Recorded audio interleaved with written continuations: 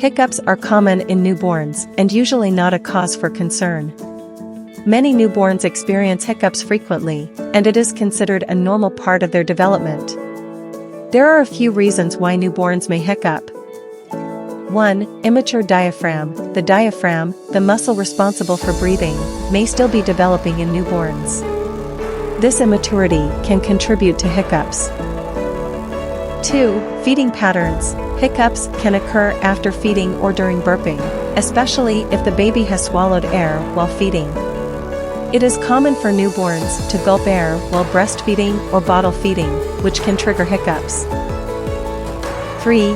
Digestive system. Immaturity of the digestive system can also contribute to hiccups in newborns.